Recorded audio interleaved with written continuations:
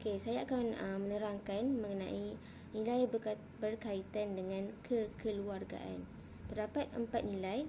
Yang pertama iaitu kasih sayang terhadap keluarga, hormat dan taat kepada anggota keluarga, mengekalkan tradisi kekeluargaan dan tanggungjawab terhadap keluarga. Okey, yang pertama, kasih sayang terhadap keluarga, iaitu perasaan cinta, kasih dan sayang yang mendalam dan berkekalan terhadap keluarga. Yang kedua iaitu hormat dan taat kepada anggota keluarga. Memulakan setiap anggota keluarga dengan berinteraksi dan memberi layanan secara bersopan untuk mewujudkan keluarga yang harmonis. Yang ketiga ialah mengekalkan tradisi kekeluargaan, iaitu menerima, menghormati dan mengamalkan sesuatu kebiasaan, adat dan kepercayaan yang diwarisi secara turun-temurun dalam keluarga. Yang terakhir iaitu tanggungjawab terhadap keluarga. Tanggungjawab terhadap keluarga ini adalah kewajipan yang harus dilakukan oleh setiap individu terhadap keluarga untuk melahirkan keluarga bahagia, meningkatkan imej dan menjaga maruah keluarga. Assalamualaikum warahmatullahi wabarakatuh. Nama saya Siti Nurahana binti Jamat. Nombor kad matrik saya 4183002891. Okey, seterusnya saya akan menerangkan tentang nilai yang berkaitan dalam masyarakat. Seperti yang kita tahu, manusia merupakan individu yang saling memerlukan antara satu sama lain. Mereka tidak dapat hidup secara bersendirian. Malahan dalam masyarakat, seharusnya sememangnya kita sangat memerlukan bantuan dan pertolongan daripada individu lain. Dalam Islam juga sangat menitik beratkan hubungan yang baik dalam masyarakat bagi mengeratkan hubungan silaturahim dan bagi mewujudkan masyarakat yang aman dan harmoni. Bagi mewujudkan masyarakat yang harmoni, kita perlu mempunyai nilai saling hormat menghormati dalam diri. Sebagai contohnya, apabila hidup dalam masyarakat, sudah semestinya terdapat pelbagai budaya, agama dan bangsa yang berbeza. Jadi, sebagai masyarakat yang baik, kita perlu saling menghormati agama yang dianut oleh masyarakat lain dengan menghormati perayaan mereka, tidak memandang hina agama mereka dan sebagainya. Selain itu juga, kita perlu menghormati antara satu sama lain dengan cara bertegur sapa, bercakap dengan nada yang sopan dan sebagainya bagi menunjukkan kita seorang individu yang saling menghormati masyarakat yang lain. Seterusnya ialah kita perlu menggunakan kemahiran sosial dalam berinteraksi. Sebagai contohnya, kita perlu apabila kita ingin mewujudkan perbualan yang baik, kita perlu berinteraksi dengan menggunakan nada yang bersesuaian, seperti nada yang lembut, nada yang sopan. Dengan cara ini, kita dapat berkomunikasi dengan orang sekeliling kita dengan menggunakan cara yang betul. Akhir sekali ialah bertolak ansur dalam masyarakat. Untuk hidup dalam masyarakat dan untuk mewujudkan hubungan yang harmoni dalam masyarakat, kita perlu ada sifat saling bertolak ansur sesama kita tanpa mengira agama dan bangsa yang berlainan. Hal ini bagi mengelakkan pertelingkahan atau pergaduhan berlaku. Dengan ada sikap saling bertolak ansur dalam masyarakat, kita dapat mengawal amarah kita saling memahami. Kita juga perlu mengawal perkataan dan kelakuan diri bagi mengelakkan kita dari menyentuh isu-isu yang sensitif atau negatif, seperti kita bercakap negatif tentang agama mereka, menyentuh isu-isu politik, menyentuh adat-adat yang dilakukan. Apabila kita dapat mengawal perkataan ini, perkataan yang tidak diingini ini disebut, kita perlu mempunyai sikap memahami dan berfikir secara rasional sebelum kita melakukan sesuatu perbualan.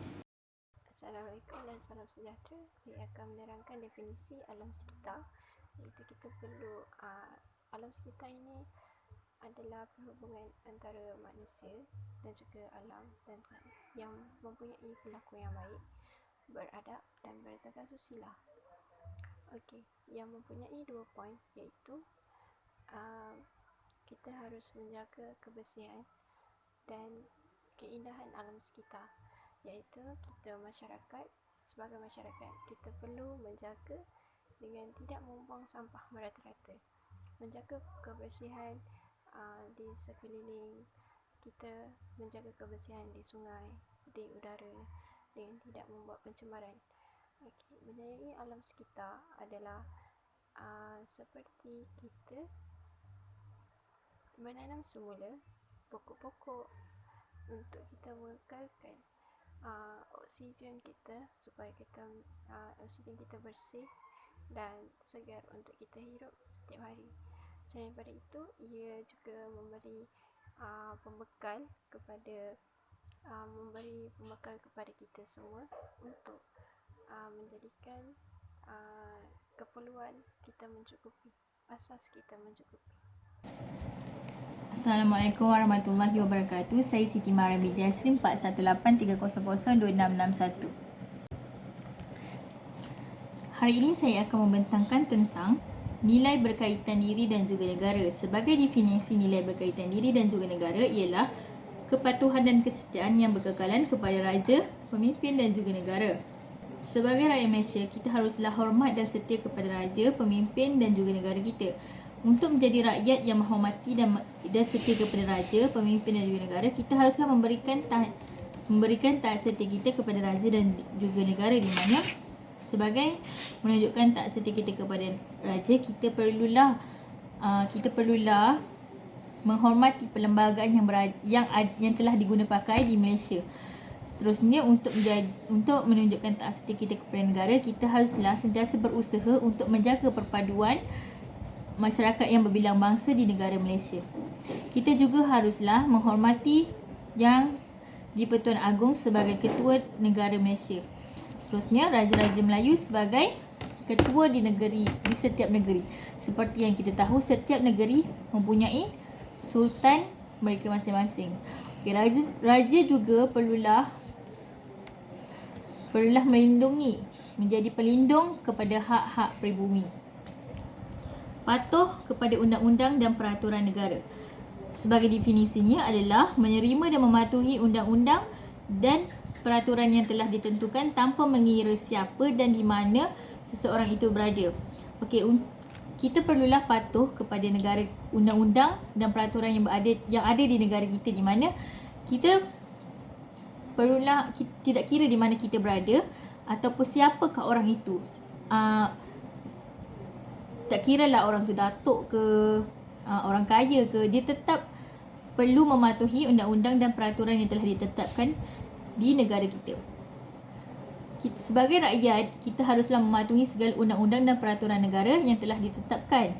Kita juga haruslah, sebagai menunjuk kepatuhan kita kepada negara, kita juga harus sentiasa menyokong dan mematuhi dasar kerajaan yang ditetapkan oleh negara. Yang ketiga, kesan tidak mematuhi undang-undang dan peraturan negara akan melahirkan individu yang tidak berdisiplin, di mana individu yang tidak tahu untuk menjaga disiplin mereka, masyarakat juga akan menjadi kucar-kacir, akan berlaku pergaduhan. Seterusnya, efek kepada negara adalah negara akan menjadi sebuah negara yang mundur dan imej negara juga akan tercemar. Cintakan negara. Definisi untuk cintakan negara adalah perasaan sayang kita dan bangga kepada negara serta meletakkan kepentingan negara kita melebihi kepentingan diri kita. Okay. Seperti yang kita tahu,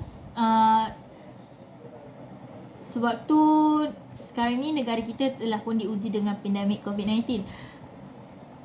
Cintakan negara ini boleh kita lihat oleh frontliner kita yang sentiasa bertungkus lumus dan berusaha berbakti kepada negara kita. Okey, ciri-ciri amalan cintakan negara adalah sentiasa menjaga dan memelihara imej negara.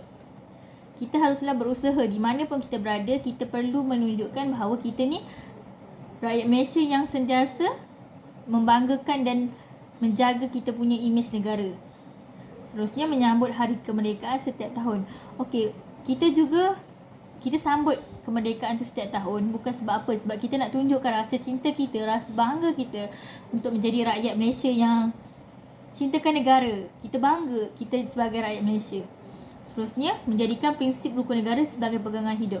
Kita mempunyai lima prinsip rukun negara dan kita perlulah implementkan rukun negara yang telah ditetapkan itu sebagai pegangan dalam hidup kita untuk menjadikan, sebab rukun negara ini dah kompleks. Kita just ikut je sebab dia merangkumi agama, merangkumi negara dan juga merangkumi kita punya perpaduan.